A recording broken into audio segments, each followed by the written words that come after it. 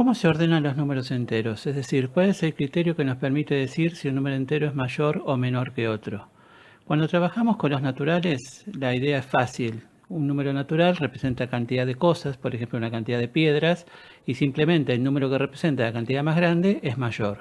Eso es sencillo, no necesita mayor explicación. Pero ¿qué pasa cuando incorporamos los negativos? ¿Cómo ordenamos los negativos? Volvamos para pensar eso un segundito a los naturales. Cuando uno representa los naturales en la recta numérica, marca primero el 0, a la derecha marca el 1, a la derecha marca el 2, a la derecha marca el 3 y así sucesivamente.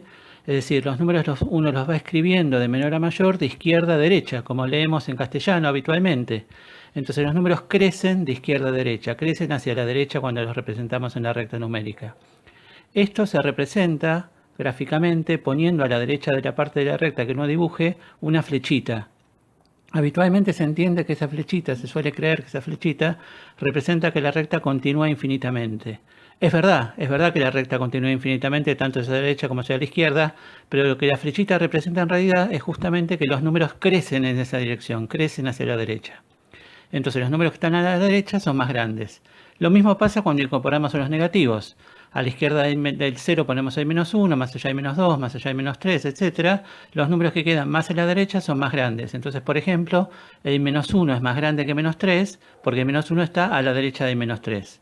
Es decir, el criterio para comparar números negativos o negativos y positivos o enteros en general es siempre el mismo. El que está más a la derecha en la recta numérica es el más grande. Un comentario que podemos hacer a partir de esto es el siguiente. Fíjense que los números que están, si tenemos un número A concretamente a la derecha del 0, ese número, por un lado, el está a la derecha del 0 es mayor que 0 y también es positivo. Entonces, positivo y mayor que 0 es lo mismo, son expresiones sinónimas. Decir que un número es mayor que 0 equivale a decir que es positivo. De la misma manera, si tenemos un número B a la izquierda del 0 en la recta numérica, ese número B es negativo y al mismo tiempo es menor que 0 por estar a la izquierda del 0. Entonces, es decir, B menor que 0 y B negativo es sinónimo, es exactamente lo mismo. ¿Cómo se suman números enteros? Una vez más, nos conviene pensar esto empezando con los números naturales. ¿Cómo se suman números naturales?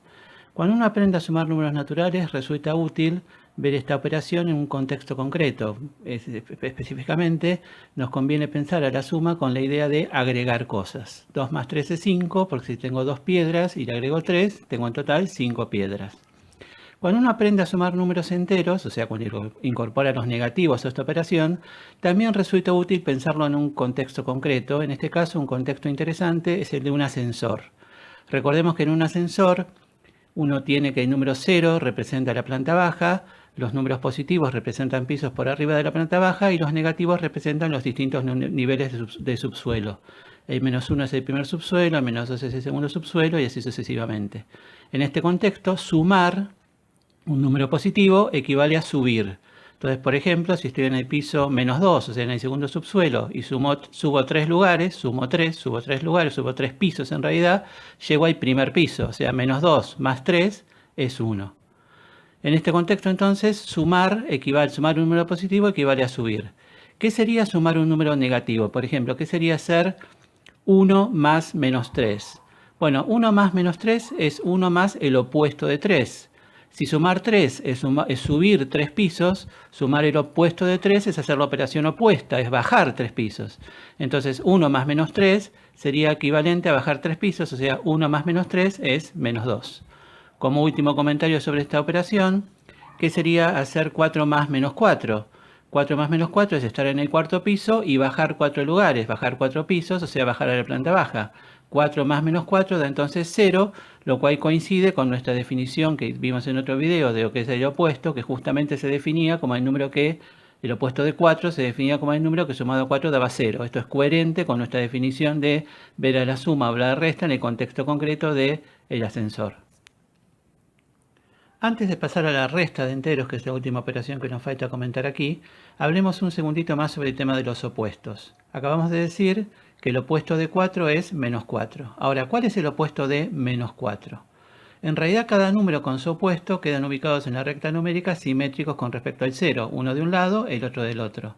El 4 tiene su opuesto, que es el menos 4, y el opuesto de menos 4 es 4, que es el número simétrico con respecto al menos 4.